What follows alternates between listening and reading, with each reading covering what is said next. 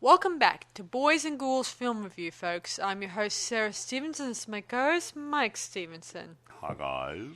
So, before we begin today's podcast, I thought I might mention, in our past podcast, we were talking about zombie movies, and I went back and actually found out that they did make a few more of the zombie ones. Of course, because of all the confusion, they all kind of mixed up, and it makes it a little hard to follow. So there's no point in reviewing them because it's going all over the place. Yeah. So, but they were part of the same group, but they weren't. Yeah, all made by different countries, areas, and stuff. But even Italy made an extra couple.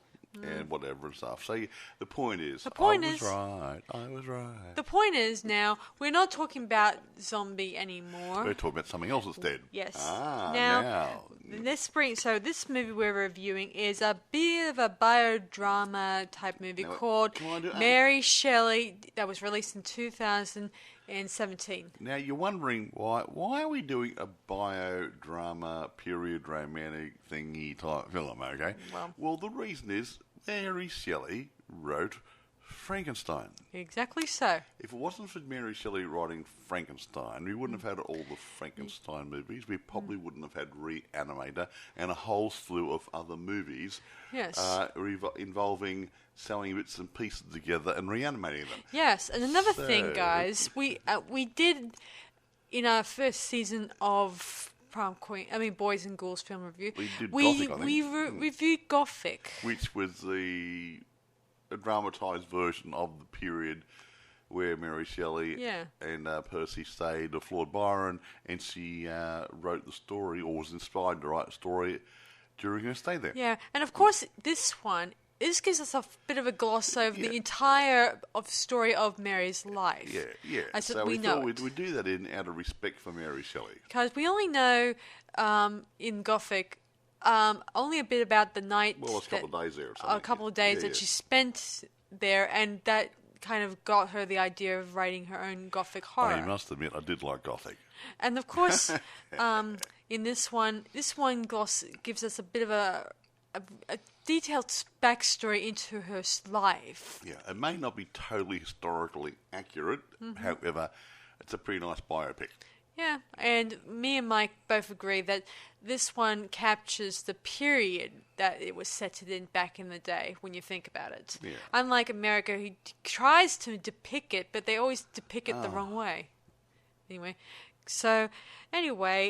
let's discuss directs, produce, and stars in it, obviously. Oh, here we go. And the the box office, if there's a box office. That's going to be hard. Anyway, irrespective. Produced by Amy Baer, Ruth Cody, David Grombach, and Alan Maloney. Written by Emma Jensen. I believe he's an Australian person, I think. Yes. Directed by Haifa al-Mansour. And I think she's actually... where is it? I read somewhere. Let's go back to my production notes over here. Now, I had some notes here. Emma was Australian, and I think the other lady, I had it written down here somewhere. Never mind. Okay. I'm sure it'll come back. I'll find it later on. But this Haifa al-Mansour is a female, and she was a very well-respected director. Goody. Or she is, probably. So there you go then. Yes. Oh, yeah. No, not there. No, I'll probably find it later on. I'm sure you'll find the note eventually. But anyway, irrespective, acting and stuff. I won't go through all the actors. There's a few of them here, but the main ones are...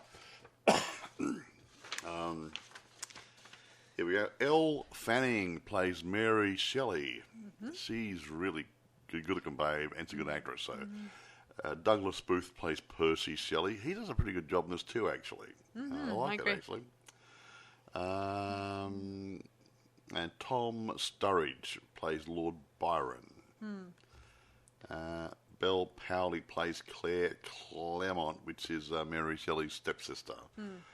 I won't go down through all the other people, okay? Yeah. Also, Mary would be called singer Mary Godwin. Godwin, Yeah, that obviously. was her name before she got married to Mr. Shelley. Yeah. Okay, yeah, whatever. Now, getting into the box office, I do not know what the budget was. Mm-hmm. However, I can tell you it was filmed in Ireland and Luxembourg. They didn't travel all over the place, I don't believe. So, what we have a situation here that they probably kept it reasonably tight budget on it. But I can't tell you how much it was. Box office 1.9 mil. I reckon it could have done better, but the American market hardly got any looks at all. I think it maybe because it wasn't marketed properly to the American audience. That's all. Just something simple like that. A foreign movie coming from England, coming in there. Well, I wouldn't say unknown actors, but they weren't American actors in it. I'm not being racist here or anything, but sometimes the American distributors want to see the main stars being American, so we know we're going to get some money at the box office and that sort of stuff. Yes. Anyway. So that sort of stuff. So the distributors probably let the whole team down. Oh yeah. Yeah.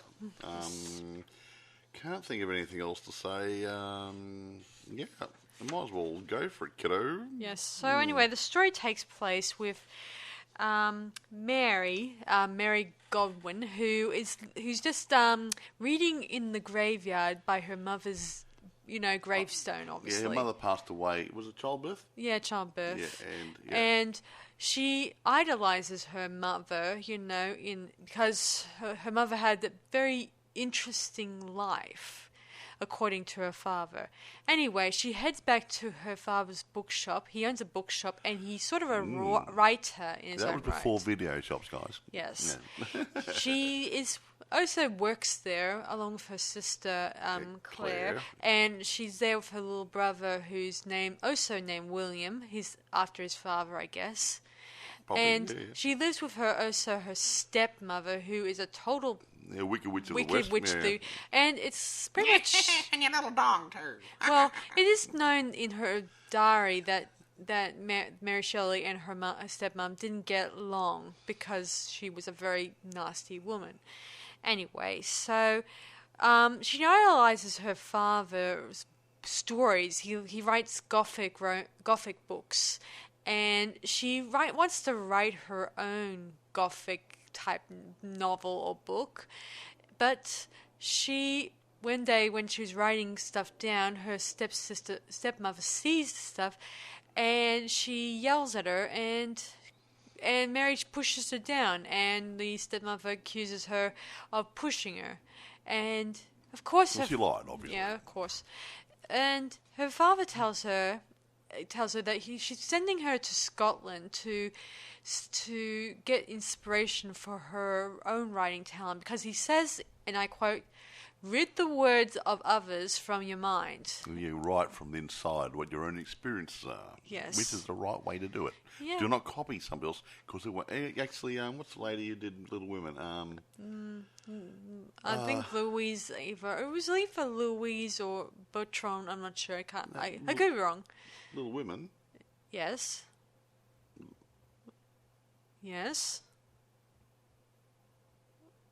Brontes? Well, Yeah. it's a...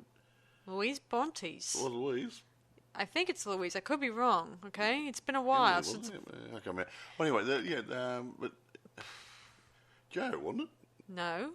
Did she write the book? Joe doesn't exist, Dad. Okay, whatever. Sheesh, this Well, guy doesn't the know. person actually wrote, Little Story, Little Women. Yeah, but I'm talking about in the story, Little Women. You never said in that. The You story, said who Emily wrote... Bronte, Joe in Little Women, the guy, that school teacher guy she befriended, told her to write from the heart. Uh-huh. And she wrote from the heart. She wrote about what she knew about, which was her family. Mm-hmm. Yeah, that's what I was trying to say. Yeah, not the actual writer, but the person in the book. It should be more specific. Yeah, that's right. Anyway, that's what I meant to say. So back to this movie.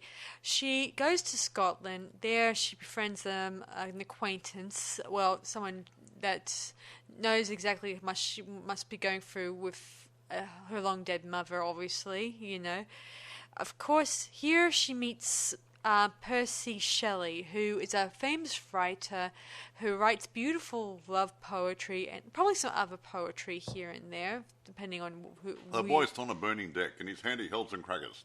No. But it's mostly romantic stuff, obviously. And he gets... Mary gets really develops an interest in him, obviously.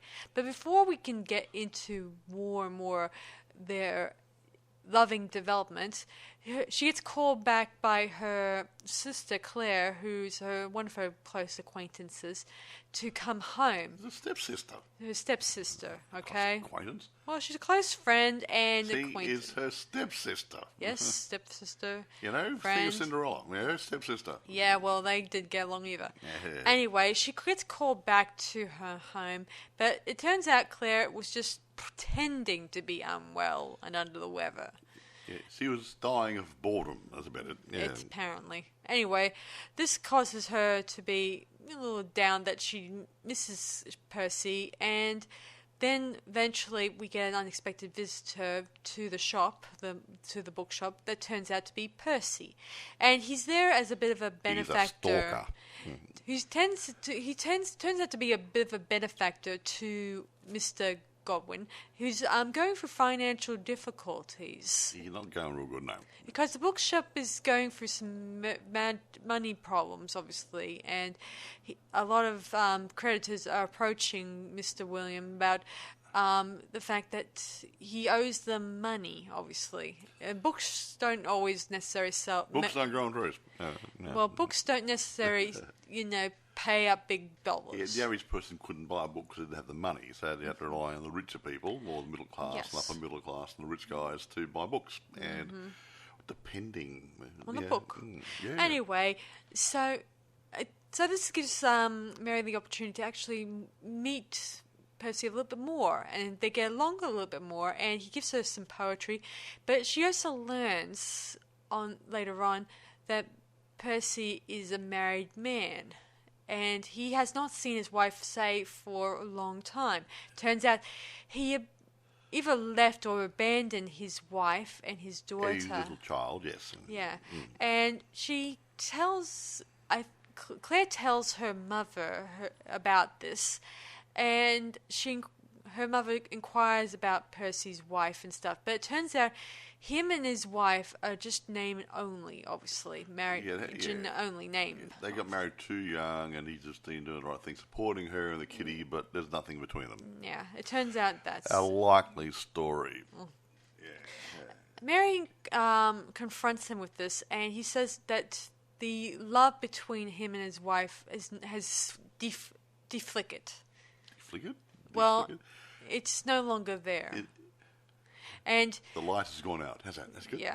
That sounds good. Yeah, and she's been warned by her stepmother and everyone that she should not go chasing after him because they keep reminding her of what her late mother did years ago, where she was chasing after men left and right and not thinking about the scandal that will attract her and her life.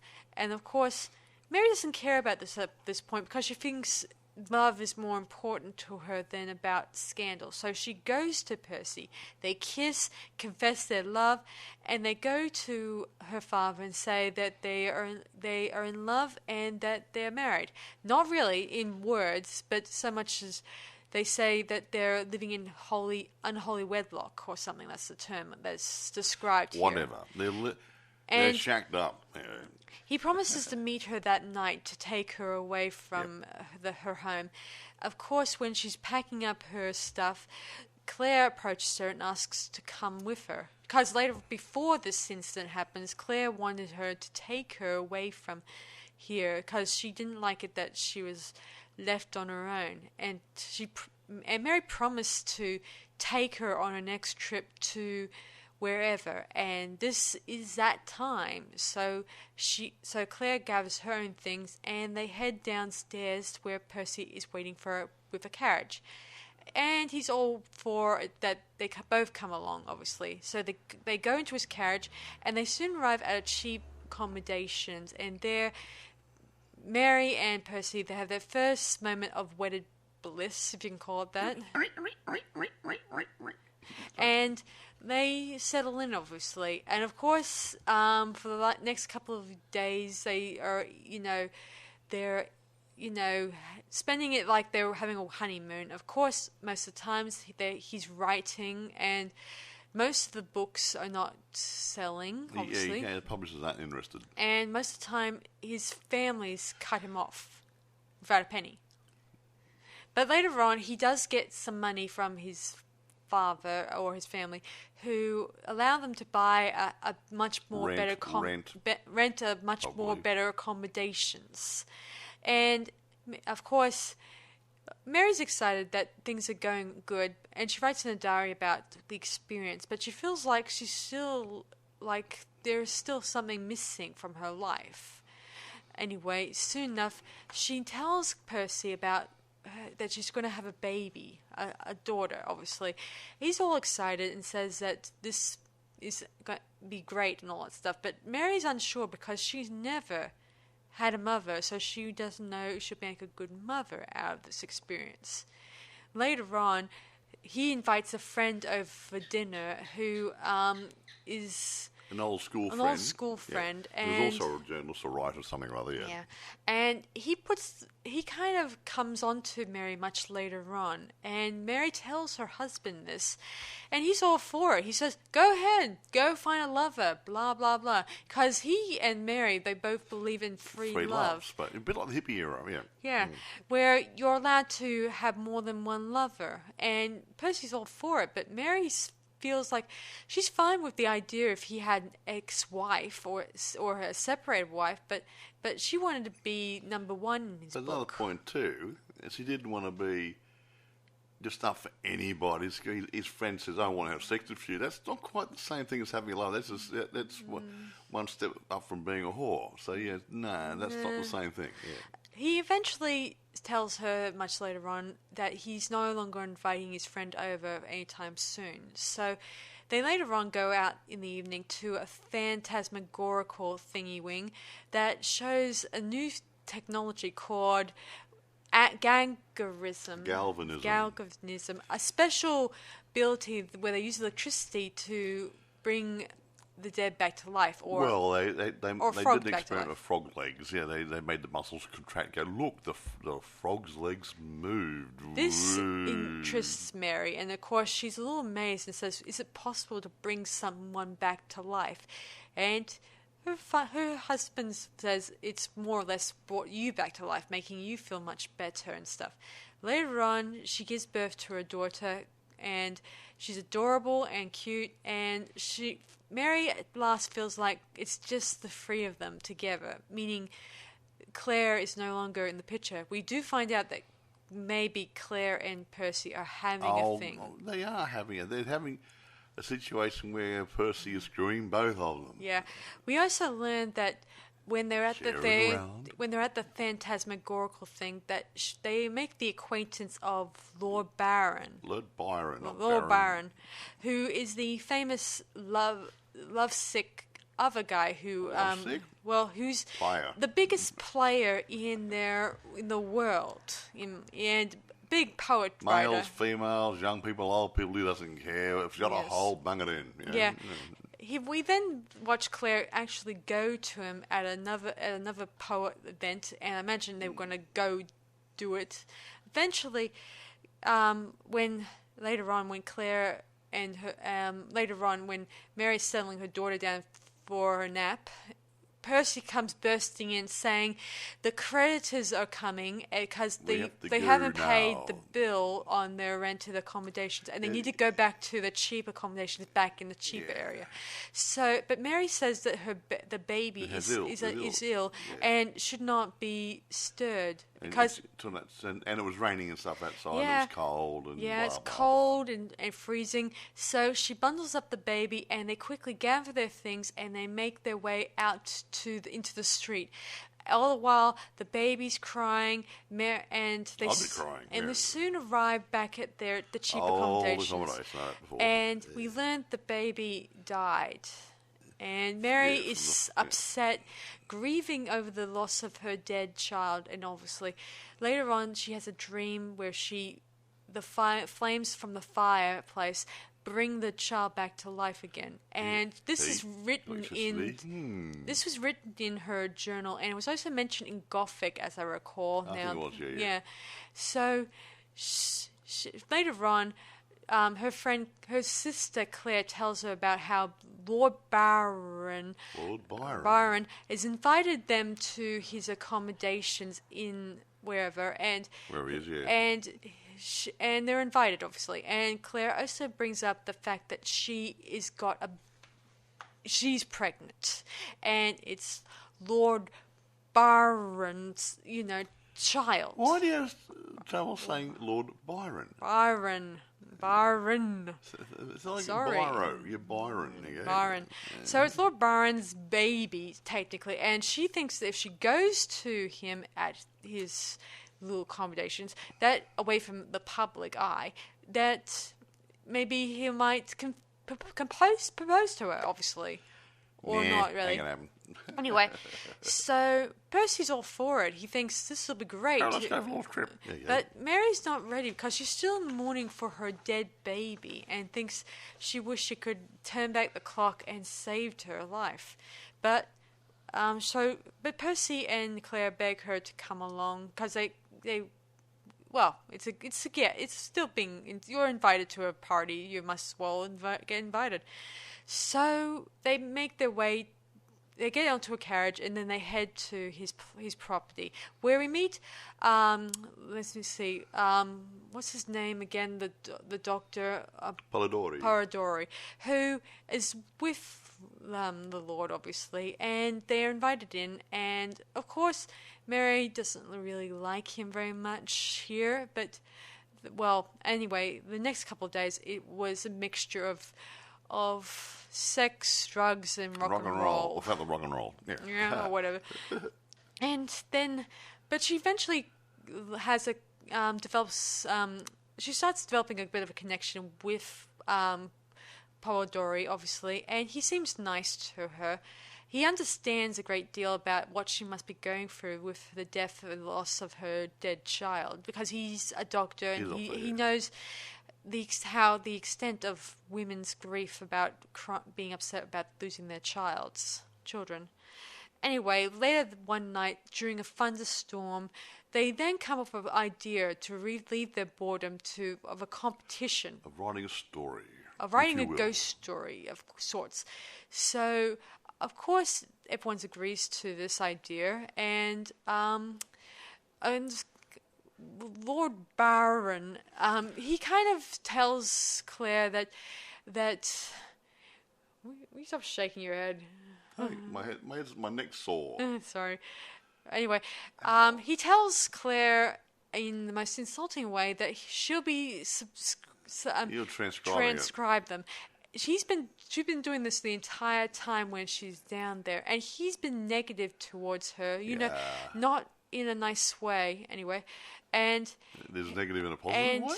He then tells her that you're not my lover, and here she runs out during the storm, and Mary chases after her to comfort her because the plans that they had were falling apart.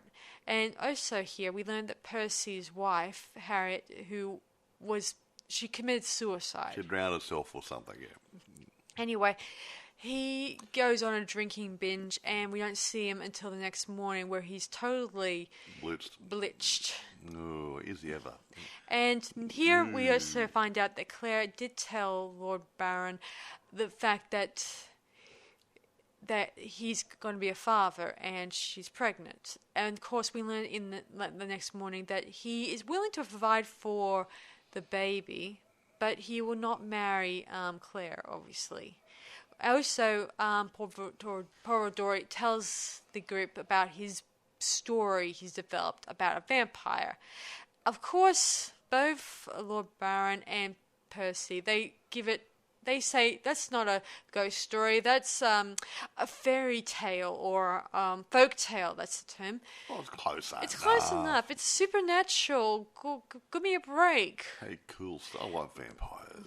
And what's a vampire? A creature that rises from the dead. And he's dead. Yes. And he could have been a ghost. Mm. Yeah, it could have been. Anyway, a bit halfway there. Anyway, Mary decides it's time to leave. So she finally gets Percy and Claire ready. And she finally confronts Lord Byron about the baby and the fact she goes on to say that she's glad that, well, she decides to leave, obviously. And he tells her the best of luck with her and her writing career. And he looks forward to her writing. Yes. They soon arrive back at their cheap accommodations. And there Mary takes it upon herself to start writing her story. And she takes everything that she has experienced and pain, witnessed the hurt about how loneliness, the loneliness. And it's a 3-volume book, story, obviously, considering, isn't that right, Mike? I believe it's supposed to be in 3 sections, yeah. Yeah. And she soon presents it to Percy, and he's like, wow, he thinks the book's wonderful. But then he suggests to her to make one alternate change, or a few changes, I should say. He says maybe you can make the Frankenstein monster into an angel. An angel or something, rather. Or something to show good. hope for mankind. But she tells him that this world is not perfect. She's not perfect. Their life's not perfect. Yes.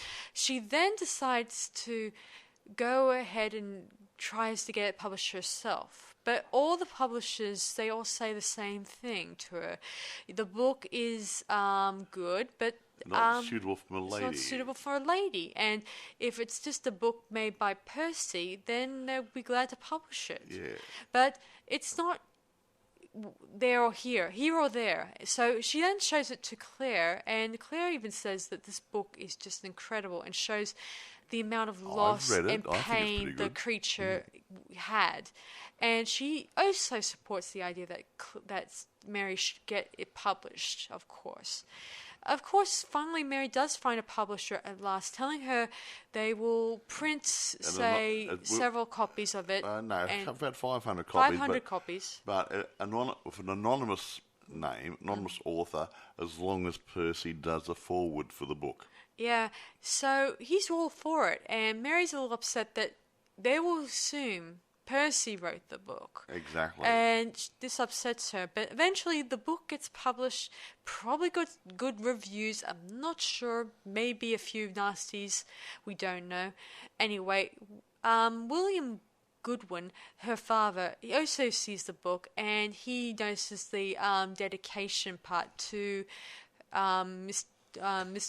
William Goodman, blah, blah, blah, stuff like that. And he knows from reading the book that this was not done by Percy, but by his dear old daughter.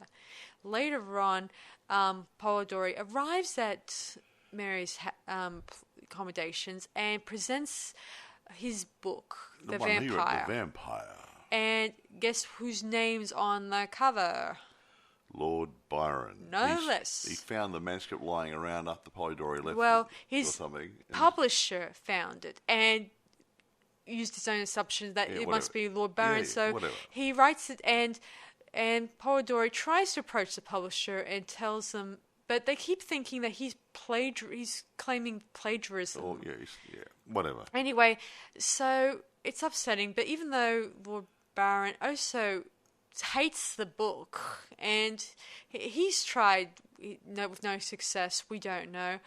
He says he has, but I'm not sure. Probably not. And he says he tried to approach him and say that this book is not mine. But anyway, it's neither here nor there. And then in the book is an invitation to a special book release party for the Frankenstein novel that's presented by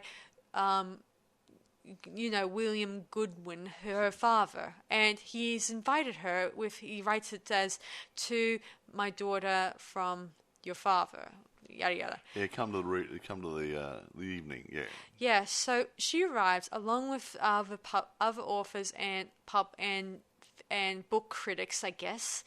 And here her father presents the book, tells about how it deals with loss, pain. And how great it is. And how fantastic. great it is. And how... Anyway, he then presents... Percy then steps forward and he says that he didn't write the book, but he played a bit of a key part he said to it. The book couldn't have been written without his input. What he's trying to say is that I created the emotional stress that the author went through. Yeah. And she's standing in the doorway. Yeah. And they get eye contact. Isn't it lovely? Yeah. He then... so it's pretty much... And he says that she wrote it. Yeah. And Mary is a bit happy that she's recognized by her work. And she tells...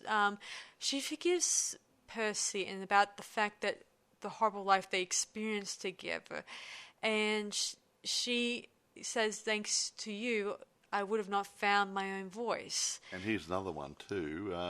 They did another printing of the book soon thereafter because it was popular, and they had her name there as the author. You know, lovely. Then in the not post-credits, as they fade out, it details where that Mary's book got published and blah blah. It meant a second edition and had her name on it.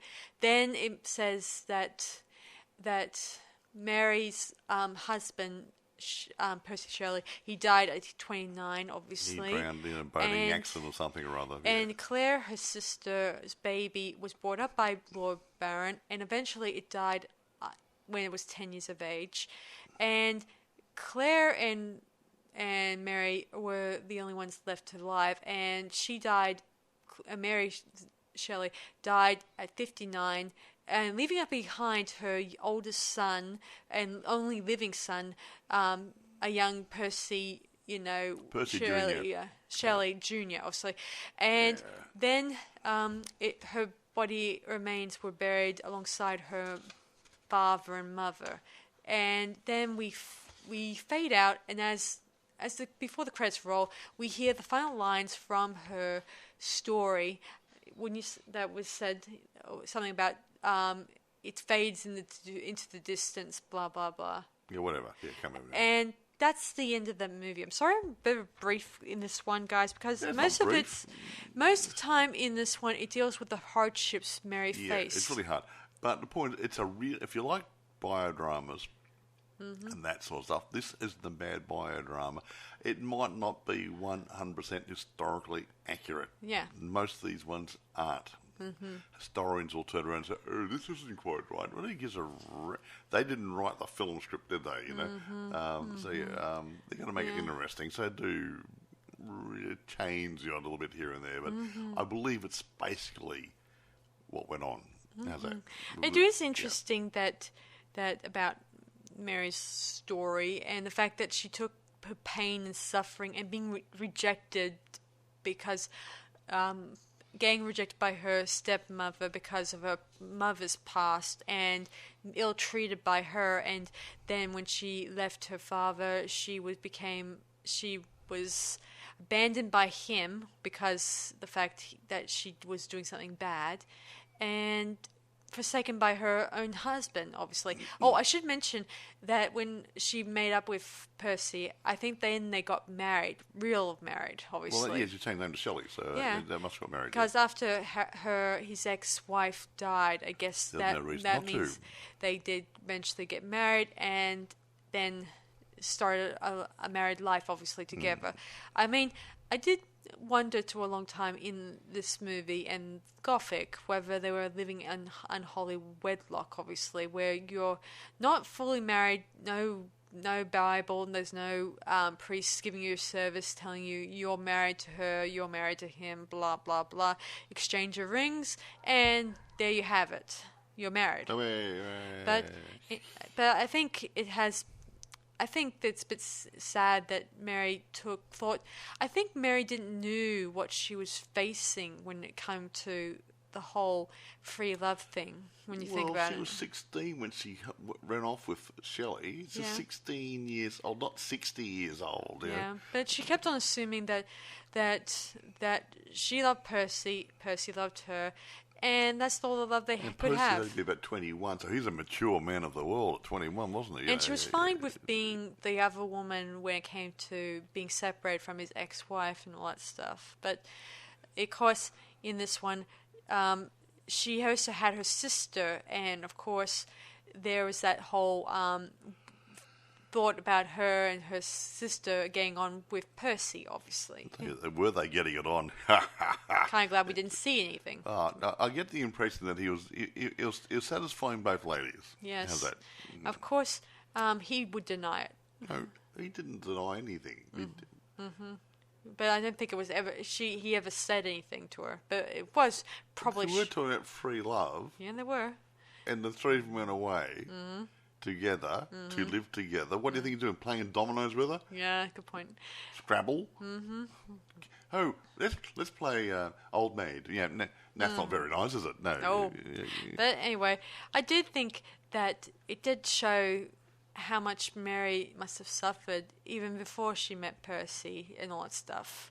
Yeah. She still suffered under her evil stepmother's watch, obviously. I'm amazed that she didn't actually write a story about an evil witch being burnt at the stake. By making her stepmother the evil witch. Probably. That would be an idea. I did think it was interesting that her mother...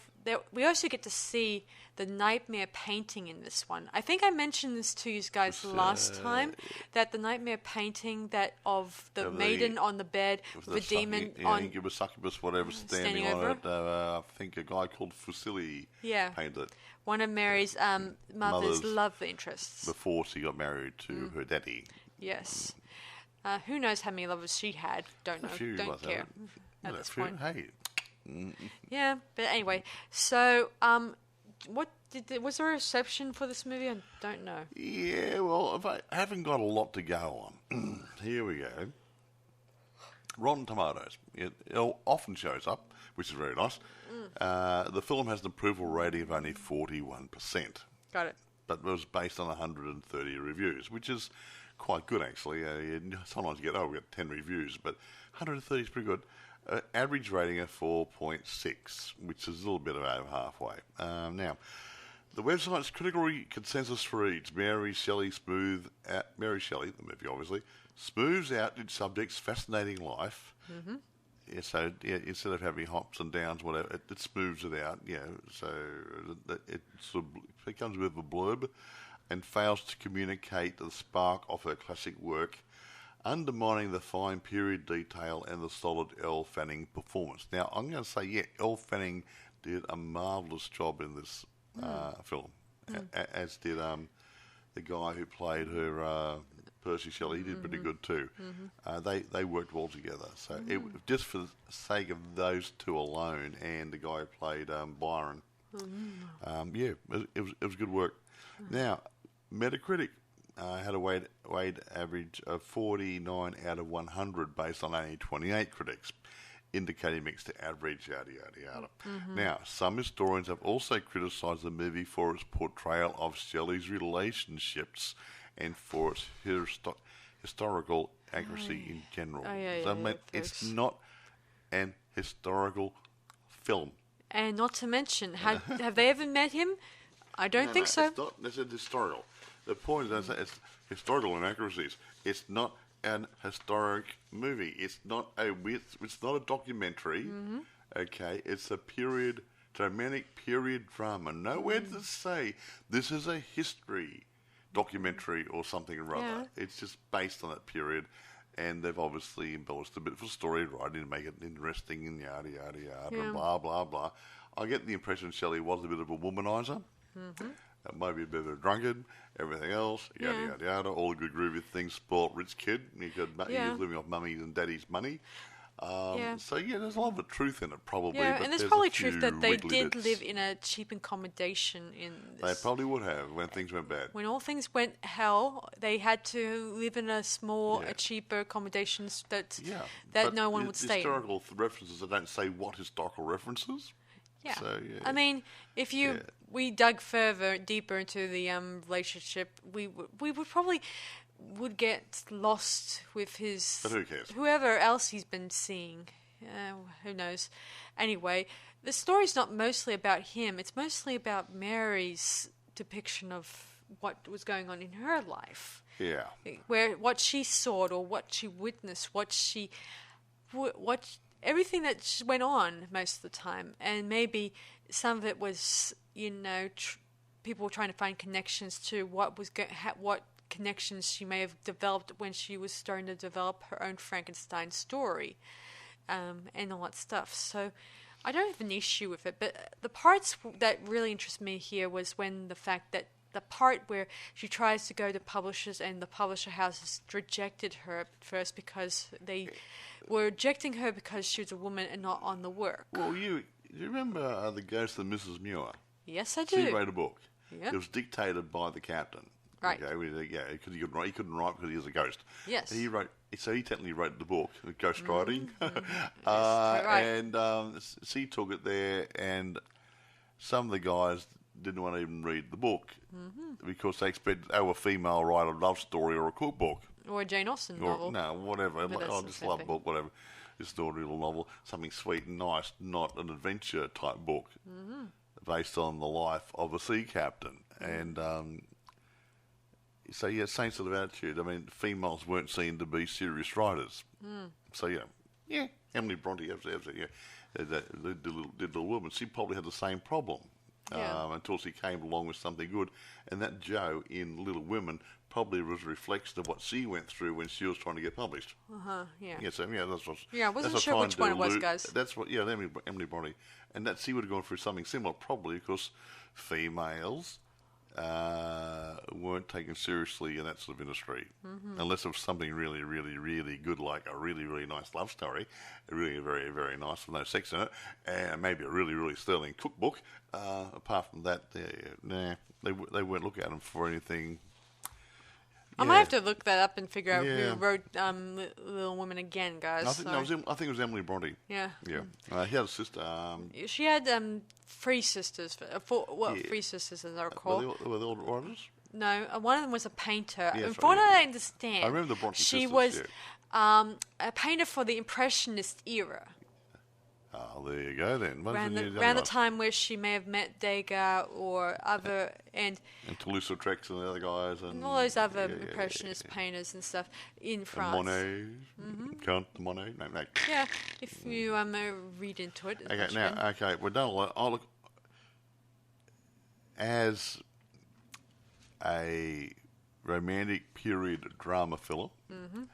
We don't do too many of those, but as a film, looking at acting, filming, etc., storyline, I don't care what some of the critics say. They're expecting something else. It's a drama. It's not an action drama. It's a drama. So some people are probably expecting a bit more action or something in it. I did remember once. I was going to say, I'm going to base my grading on the fact that it was a serious romantic drama, not a comedy or an action drama. So I'm going to give it 9. Now you can say what you like now. Well, I remember that dream sequence she had where she saw this version of Frankenstein in her head where she sees the Galganism, scientist, and he is standing over a Frankenstein monster that was rising. From, a bit like in the old Frankenstein films. Yeah. And it was really interesting, how maybe she connected the dots and in the movie, obviously, and come up with a story. Well, supposedly, what I've picked up from different movies and books and everything I've heard, they talked about writing the ghost stories or whatever. They didn't do it in one night, but they started getting it together. And she went to bed that night, and she had a dream which brought some of that thing of the galvanism and the monster being, the body being regenerated or reanimated and whatever and different things. And that's where she got the idea for writing the book, which she probably started seriously writing when she got back home. So you had some probably notes on it, but the serious writing didn't happen until she actually got back to her humble accommodation back in wherever they're living. Yeah, I also think that it's a good story, and maybe some of its in certain parts may not be 50% true, like, or whatever order it comes in, because it was just running into the right order they want the movie to run, obviously. And also, guys, I have no big issue with this movie, aside from the fact it's padded out very well and stuff like that. It's not overly padded. It's not over padded. You had to have you got your backstories of Mary Shelley and Percy and whatever, and even Mary's dad, and it had a bit of backstory and whatever. Yeah. And why does she idolize her mother so much? Yeah, because her mother was a feminist writer. Yeah, she actually wrote a book about the rights of women. Yeah. I don't know if it's really a book about female rights or something like that. Supposedly, she was a pioneering feminist writer. Yeah. So she may well have, yes. Don't know. Yeah, and so I have no issue with the story itself because it sounds really interesting, and I enjoyed it from start to finish. I mean, I've watched both Gothic and this one, and I might watch the other movie that talks about Mary Shelley. I don't know. I haven't. What's that one? Oh, it's mostly another story that's about their time at the Lord Byron's house, obviously, where they spend time, drink, talk, and play dominoes. And then come off the idea of having a competition where a story competition. I've got an idea. Let's write a little story. Oh, very nice. I might check it out. No promises I'll review it. We may or may not review that one, but she's going to look at it. Yeah. But I'll look at it anyway. You're going to rate it? I'll rate it now. So I'm going to rate it.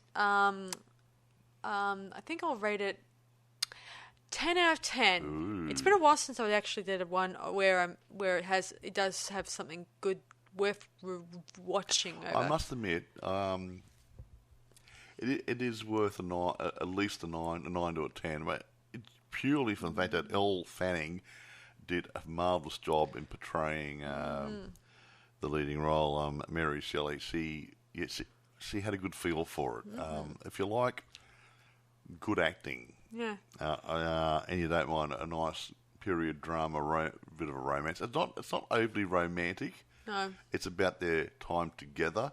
A little bit of romance thrown in, but all the crap that went on with it as well. So it's not a gooey romantic thing. Yeah, because every romance will have dirt under its, under the pages. Yeah, so that's a really good story. You're going to find that. If you like it, I would recommend having a look. Now, when you go searching for this, it's called Mary Shelley, not Mary Shelley's Frankenstein. That is a different film. And don't look it under Mary Shelley's Frankenstein, Modern Prometheus. Whatever. So it is Mary Shelley. It's a 2017? What is it, 2017? Yeah, 2017. 2017.